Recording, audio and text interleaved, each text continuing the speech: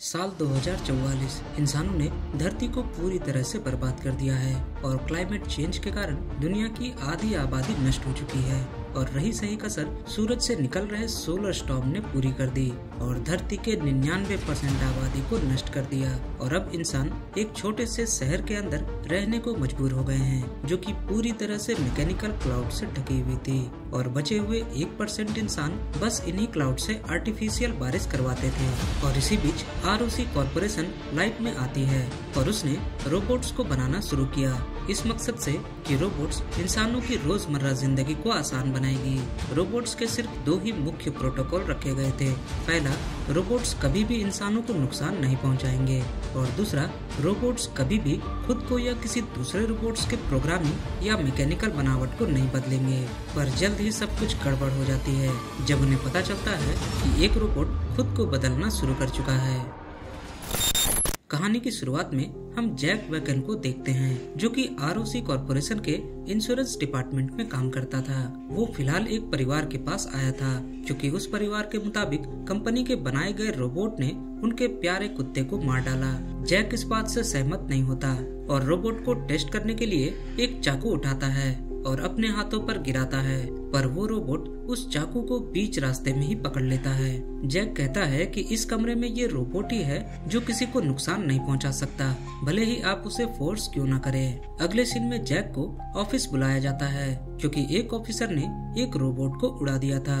उस ऑफिसर के मुताबिक वो रोबोट खुद को बदल रहा था और रोबोट्स के दूसरे प्रोटोकॉल को तोड़ रहा था। जैक उस रोबोट को एग्जामिन करने के लिए पहुंचता है। थोड़ी देर बाद उसे पता चलता है कि उस रोबोट से किसी ने छेड़छाड़ की है और रोबोट के पार्ट्स भी बदले गए हैं। जैक इस मामले की तह तक जाने के लिए इन्वेस्टिगेशन शुरू करता है और सबसे पहले इस रोबोट के खरीदने वाले कस्टमर के पास जाता है। जैक वहां मौजूद इंचार्ज से कहता है कि इस रोबोट के बहुत सारे पार्ट्स बदले गए थे और ऐसा हो सकता है कि वो पार्ट्स यहाँ के किसी एम्प्लॉय ने लालच में आकर बदले हों, पर वो इंचार्ज इस बात से साफ इनकार कर देता है। जैक को आगे पता चलता है कि उस खराब रोबोट के अंदर 206 रोबोट के कुछ पार्ट्स लगाए गए थे और जैक रोबोट 206 की तलाश करने लगता है। थोड़ी देर बाद जैक देखता है कि 206 बहुत ही अजीब तरीके से बिहेव कर रहा था और जैक उसका पीछा करते हुए शहर के सीमा के बाहर चला जाता है और एक कंटेनर में पहुंचता है, पर इससे पहले कि वो कुछ समझ पाता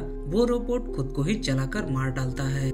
जैक इंस्पेक्शन रूम में उस रोबोट की बॉडी को एग्जामिन करता है और उसे न्यूक्लियर पावर हाउस बैटरी मिलती है, पर जैक इस बात से परेशान था कि इस बैटरी का इस्तेमाल बहुत ही हेवी पावर सोर्स के लिए किया जाता है और ये बैटरी बहुत ही रेयर थी। जैक इस बात से हैरान था कि अगर रोबोट खुद के लिए वायलेंस इस्तेमाल कर सकता है तो वो दूसरों के लिए भी वायलेंस इस्तेमाल कर सकता है और ऐसा करके उसने कॉरपोरेशन के दूसरे नियम को तोड़ा है। पर अब जैक थोड़ा रिलैक्स होने के लिए घर जाता है, पर अब हम देखते हैं कि उसकी वाइफ रेचल प्रेग्नेंट थी और कुछ दिनों में ही एक बच्चे को जन्म देने वाली थी। जैक यहाँ रेचल को लेकर शहर से दूर जाना चाहता था, दूसरे शहर में, पर रेचल अभी इस शहर से कहीं और जाने के लिए तैयार नहीं होती। अगले सीन में जैक कुछ सुराग की तलाश में पहले रोबोट के मर्डर वाली जगह में पहुंचता है और वहां छानबीन करने के दौरान उसे फिर से वही न्यूक्लियर बैटरी मिलती है और इसे देखते ही जैक सोच में पड़ जाता है। थोड़ी देर बाद जैक उस पुलिस वाले के पास पहुंचता है जिसने उस रोबोट को शूट किया था और उसका नाम सियन था और वे दोनों क्लॉक स्मिथ की तलाश में थे जो रोबोट्स को अल्टर करता है। वे दोनों क्लॉक स्मिथ की तलाश में क्लोई नाम के एक रोबोट तक पहुंचते हैं और उसे क्लॉक स्मिथ के बारे में पूछते हैं, पर कोई जवाब न मिलने पर सियन यहाँ क्लोई को गोली मार देता है इस उम्मीद में कि क्लोई का मालिक उस रोबोट को फिर से क्लॉक स्मिथ के पास ले जाएगा और उन्हें उसका पता मिल जाएगा।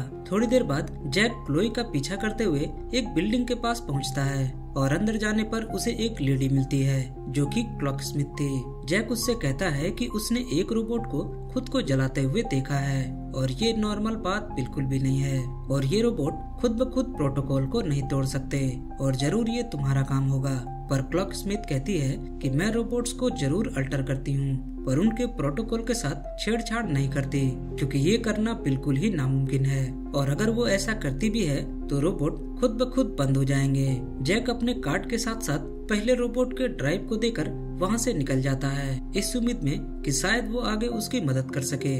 थोड़ी देर बाद क्लॉक स्मिथ जैक को कॉल करती है और उसे एक शॉकिंग बात बताती है वो कहती है कि उसने पहले रोबोट के ड्राइव के कुछ पार्ट्स को निकालकर क्लोई के ड्राइव के साथ रोबोट में इंसर्ट कर दिया और रिजल्ट चौंकाने वाले थे।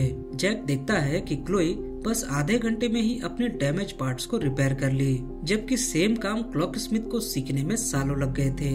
ये दिखाता था कि रोबोट्स खुद ब खुद सीख रहे थे। जैक क्लोई को देख ही रहा था कि तभी कुछ बच्चे क्लॉक स्मिथ को गोली मार देते हैं और जैक के ऊपर भी गोलियां चलाने लगते हैं। जैक अपनी जान बचाकर वहां से भागता है और उसकी मदद के लिए क्लोई एक कार लेकर आ जाती है। क्लोई कार को ड्राइव करते हुए शहर के बाहर जाने लगती है और रास्ते में ही उनके पीछे कुछ लोग पड़ जाते हैं और वे लोग जैक को मारना चाहते थे। कुछ दूर जाते ही उन दोनों की कार बड़े बड़े ब्लॉक्स से टकरा जाती है और वे लोग जख्मी हो जाते हैं। अगली सुबह क्लोई खुद को रिपेयर करती है और जैक को एक सीट में बैठाकर कहीं ले जाने लगती है। जैक होश में आते ही रोबोट्स को देखकर डर जाता है और घबराकर उनको शहर की ओर जाने का ऑर्डर देता है, पर रोबोट्स यहाँ कहते हैं कि शहर सुरक्षित बिल्कुल भी नहीं है और वे सारे रोबोट्स एक सुरक्षित जगह की ओर जा रहे हैं जो कि शहर से दूर है। जैक घबराकर अकेले ही शहर की ओर निकल पड़ता है, पर तड़पती धूप जैक को निचोड़ लेती है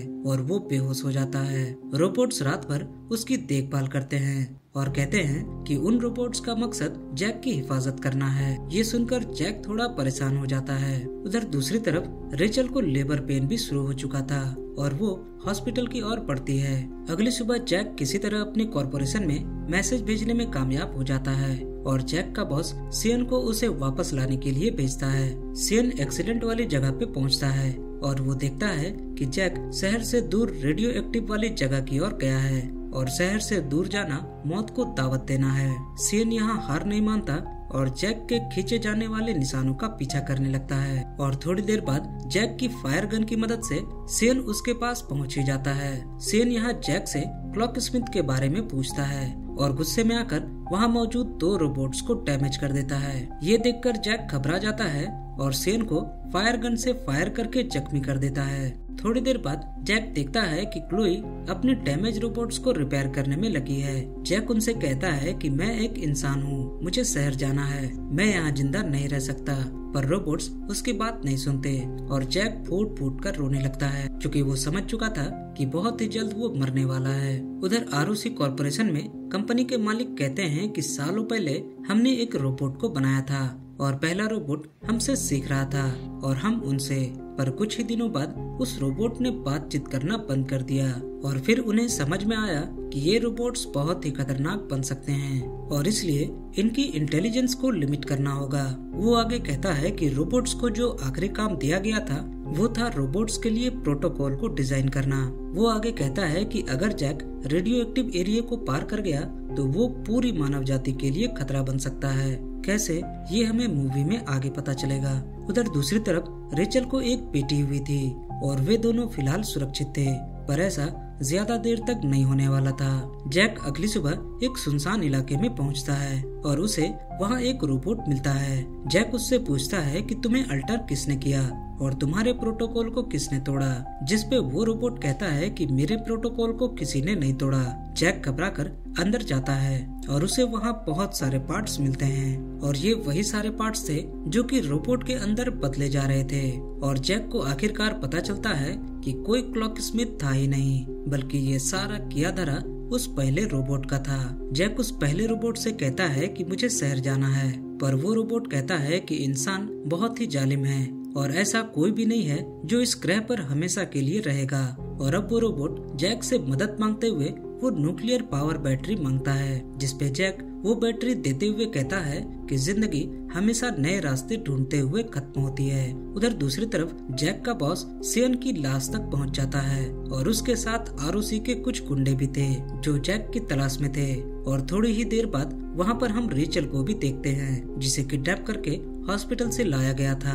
जैक का बॉस उन ऑफिसर पर गन तान देता है और कहता है कि मुझे घर जाना है, जिसपे ऑफिसर कहता है कि अब कोई घर रहा ही नहीं और गोलियां चलती हैं और जैक का बॉस मारा जाता है। उधर दूसरी तरफ हम देखते हैं कि वहाँ मौजूद सारे रोबोट्स कुछ बनाने में लगे हुए थे और वे लोग उस न्यूक्लियर पावर बैटरी का भी इस्तेमाल कर रहे हैं। अगली सुबह जैक कार की इंजन की आवाज सुनकर उठ जाता है और देखता है कि उस पहले रोबोट ने जैक के लिए एक कार को रिपेयर कर दिया था और जैक खुशी खुशी वहाँ से रेचल की ओर निकलता है। पर थोड़ी ही दूर जाते ही उसे अपना बॉस अधमरे हालत में मिलता है और उसका बॉस मरने से पहले उसे ये बताता है कि रेचल उन गुंडों के कब्जे में है। उधर दूसरी तरफ वो रोबोट्स कुछ सामानों को क्रेन के जरिए ब्रिज के उस पार पहुंचा रहे थे, पर तब तक आरओसी कॉर्पोरेशन के गुंडे वहां पहुंच जाते हैं और क्रेन को रोकने लगते हैं और वहां मौजूद रोबोट्स को भी मारने लगते हैं। हम वहां एक और रोबोट को भी देखते हैं और ये वही रोबोट था जिसे मिलकर वे लोग बना रहे थे और वो रोबोट थोड़ा अजीब था। वे गुंडे उन रोबोट्स को मारने लगते हैं, पर तब तक वहां जैक आ जाता है और उन दोनों के बीच फायरिंग होने लगती है। जैक किसी तरह बचते बचाते क्रेन के पास छुपता है, पर वे लोग उसे वहां भी ढूंढ लेते हैं। पर इससे पहले कि वो उसे मारता, वो दूसरा अजीब सा रोबोट उस गुंडे पर हमला कर देता है और जैक को बचा लेता है। जैक यहाँ घबराकर उसे शूट करने वाला ही था कि तभी जैक को अपने बच्चे की पुकार सुनाई देती है और जैक का ध्यान भटक जाता है और अब उसे पता चलता है कि इस ब्रिज के उस पार भी एक दुनिया है जिसे एक्सप्लोर करना बाकी है। और अब वे लोग एक नए सफर में निकल जाते हैं, एक नई दुनिया बसाने, क्योंकि अब पृथ्वी धीरे धीरे रिकवर हो रही थी। पर आरओसी कॉर्पोरेशन के मालिक कभी भी ऐसा नहीं चाहते थे कि बचे हुए लोग उसके बनाए गए एरिया से बाहर निकले और जैक ने ऐसा करके बचे हुए लोगों के अंदर उम्मीद की एक किरण जगाई थी। और उसी के साथ ये मूवी यहाँ खत्म हो जाती है। मैं मिलूंगा आपसे अगले वीडियो में, तब तक के लिए बाय बाय।